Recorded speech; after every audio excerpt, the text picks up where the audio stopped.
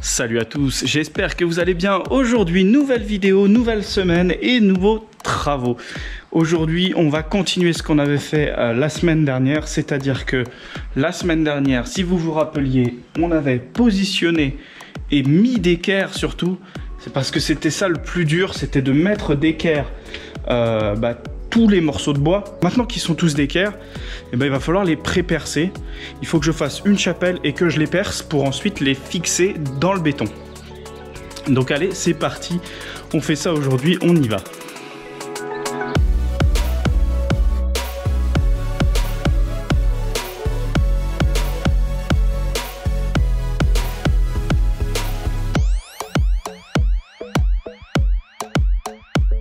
Alors de ce fait, je me suis préparé, donc j'ai pris ce qu'on appelle des petites mèches à bois.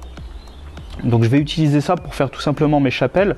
Une chapelle, c'est quoi? C'est tout simplement un trou qu'on va faire dans le bois à une certaine profondeur. On va essayer de cacher cette partie que vous voyez juste là, parce que du coup on va aller dans la lisse basse. Et en fait, au-dessus, on n'a pas envie que ça dépasse, tout simplement. Parce que sinon ça va nous poser problème quand on va poser les montants. Cette partie-là va être englobée dans le bois, comme ça elle ne gênera pas du tout nos montants et notre ossature quand on va la poser dessus. J'avais acheté un kit, je crois que c'est Bosch qui fait ça, un kit, il me semble que ça s'appelait le Self Cut. Donc c'est un kit de mèche qui va de 16 à 25, donc on a 16, 18, 20, 22, 25. Première étape, faire la chapelle. Deuxième étape, percer au diamètre de son goujon d'ancrage et ensuite passer sur un perfo qui lui percera dans le béton. Et là ça va être le pire jeu du monde, ça va être de ne pas tomber sur de la ferraille. Donc vu comme j'ai blindé en ferraille en dessous, j'ai un peu peur de tomber dedans, mais bon, ça ce sera la surprise du chef. Allez, c'est parti, on y va. Alors là je vais tout simplement regarder d'être au minimum à 10 cm.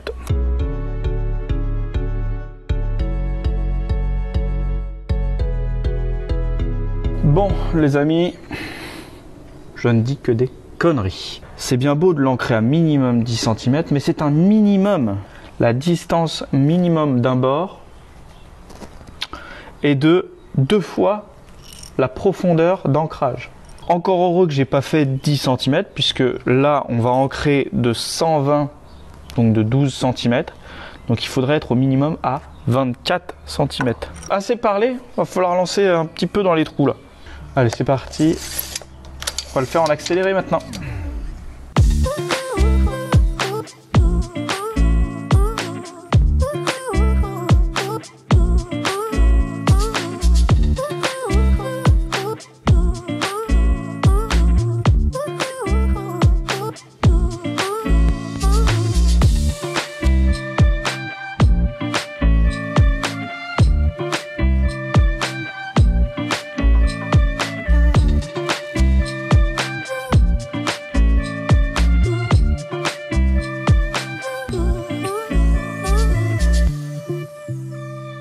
Vous vous doutez bien que ce qui devait arriver, arriva.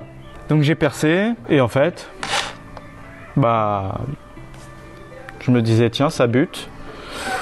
Tout simplement ça bute parce que mon foret il est pété quoi. Donc je dois être pile dans une ferraille, forcément.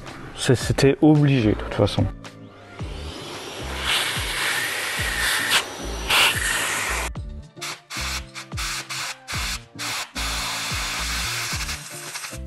Ouais, ça fait presque 2h40 que je suis sur juste ce simple perçage.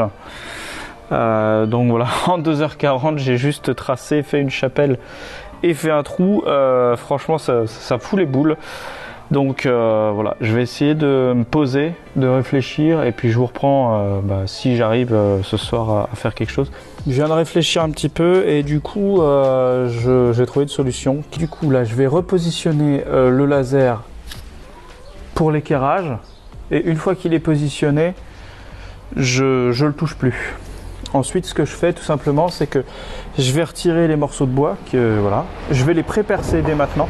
Ensuite je repositionne les morceaux de bois à leur emplacement. Vu qu'ils seront pré-percés avec mon superbe Pika, parce que c'est la vie ça c'est la vie, avec ça dans le trou de 8 je fais une marque et je perce. Allez, c'est parti.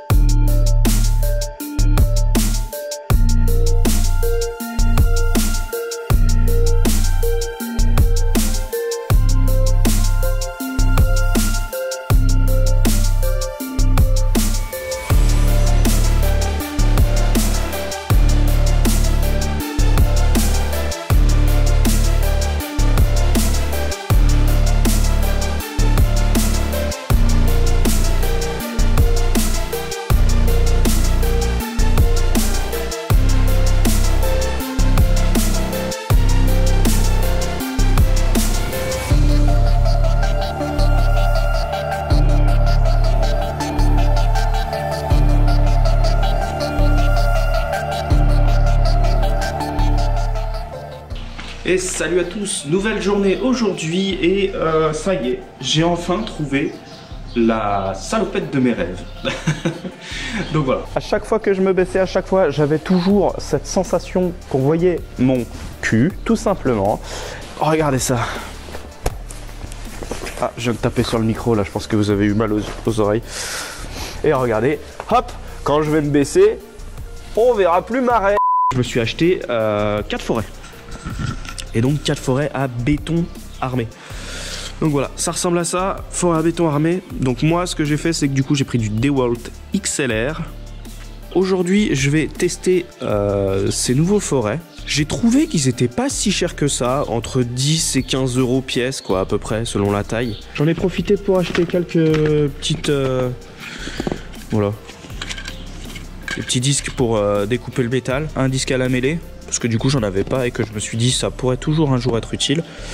Et décapage rapide, donc là c'est pour le métal et la rouille. Donc tout ça, ça se positionne sur votre meuleuse, vous voyez, meuleuse diamètre de 125.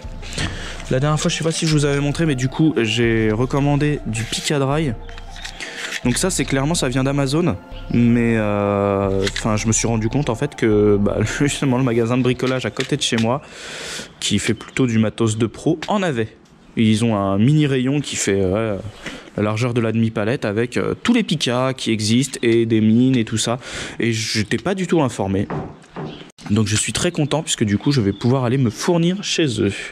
Allez, fini de blablater parce que là ça commence à être long hein, déjà d'une. Aujourd'hui, dimanche de Pâques, on a fêté avec les enfants le chocolat. Ah là là, ils ont trouvé plein de petits chocolats, c'est sympa hein. Ce que je vais faire, c'est que là du coup je vais continuer ces petits trous. Je vais vous mettre tout ça en time-lapse parce que là j'espère vraiment que maintenant ça va dépoter. Allez, on est parti, on y va.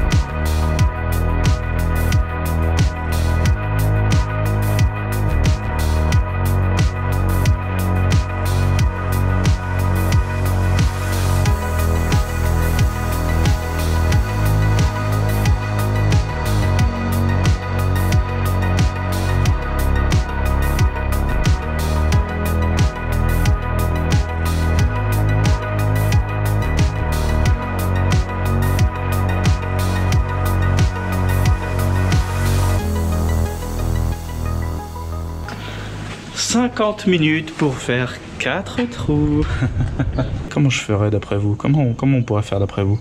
Est-ce qu'on met toutes les tiges, tous les bouchons d'ancrage, on les rentre dedans et après on essaie de passer la planche en bois dessus? Ou est-ce qu'on met la planche en bois, on en met un de chaque côté, puis après on prie pour que les autres dans les trous ça passe? Je ne vais pas vous poser la question parce que à l'heure actuelle j'ai encore à peu près 4 mois de retard sur les vidéos et je sais que ça... j'aurai pas de réponse tout de suite. Ah là là. Allez, on avance parce que c'est pas le tout de mettre 1 heure pour faire 4 trous, mais moi ça me fait un peu chier, donc je vais essayer une technique et puis vous verrez bien ce que ça donne. Allez, c'est parti, on y va un peu en timelapse.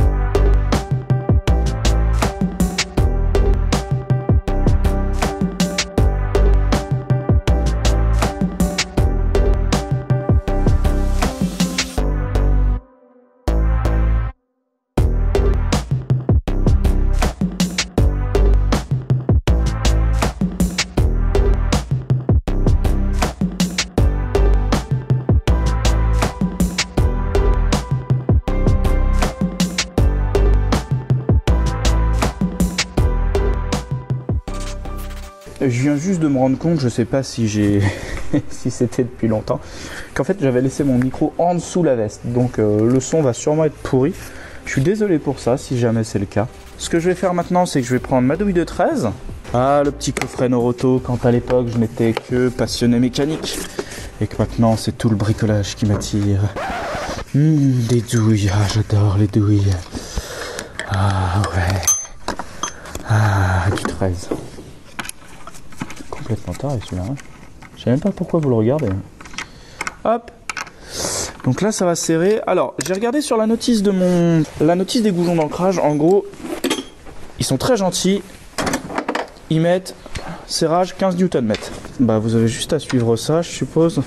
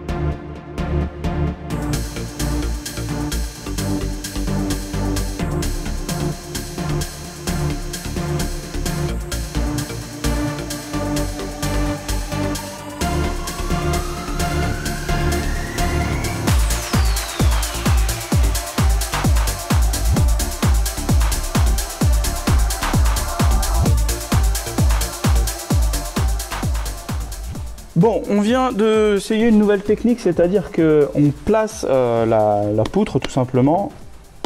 Comment ça s'appelle ce morceau de bois? La poutre de Bamako. La poutre de Bamako, exactement. Donc en fait, ce qu'on vient de faire, c'est qu'on vient de placer de part et d'autre les montants d'ossature pour qu'en fait ce soit fixe. C'est pour ça que vous avez vu Nico sur la pièce, parce qu'en fait on avait tout simplement peur, vu que c'est d'équerre, que ça puisse bouger pendant qu'on perce et que ce soit un peu le merdier. Donc on en a passé une de part et d'autre. On va faire pareil sur toutes les autres. Comme ça elles seront toutes fixes et puis après on pourra percer les trous intermédiaires. Donc la nouvelle technique, parce que clairement la première technique c'était un peu raté quand même. Hein. 50% de raté, c'est pas top. Donc on va essayer cette technique, c'est-à-dire que je perce en petit pour commencer à attaquer le bois, avec ce petit forêt là qui doit être du 4 ou du 5. Ensuite je perce en 8 directement juste la longueur, enfin l'épaisseur on va dire, du montant. Je prends en diamètre 25, je fais la chapelle. Et donc là j'ai mon petit, c'est mon embout de visseuse où j'ai mis un scotch pour avoir exactement en fait les 25 mm dont j'ai besoin de profondeur. Une fois que tout est percé, enfin que le bois est percé, je viens percer avec, putain elle est encore chaude, avec la mèche du coup en diamètre 8 pour mettre mon goujon d'ancrage. On s'est aperçu quand même que c'est quand même pas assez profond. Il doit rester quelques millimètres de poussière qui reste bloqué malgré le pchit, etc. Et du coup le goujon d'ancrage il va pas au bout.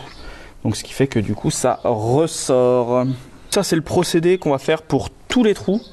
Là, je vais mettre un gros time-lapse. Je vais plutôt poser la caméra, je pense, en hauteur pour que vous voyez un petit peu tout, parce qu'on va naviguer un petit peu à gauche et à droite. Et puis voilà, on va faire ça avec un vrai time-lapse. Il faut compter à peu près un quart d'heure par trou, sans compter le déplacement des affaires, de l'aspirateur, de la soufflette, du perfo, de tous les outils. Donc ça va nous prendre, je pense, toute l'après-midi là. Mais au moins, ce qui sera bon, c'est que du coup, on aura percé tous les trous et que tout sera fixé.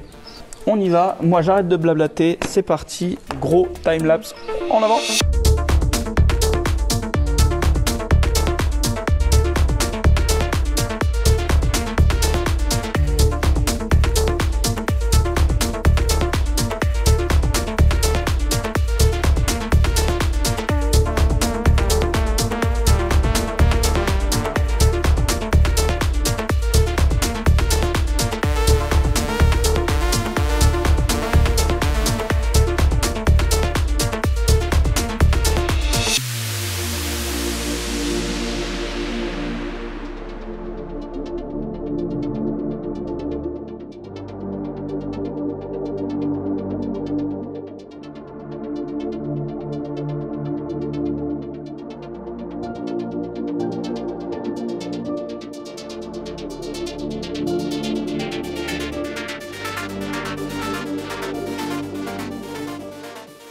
Et voilà, je vous reprends seulement maintenant parce que de toute façon j'ai dû partir un petit peu en urgence juste à la fin du timelapse que vous venez de voir.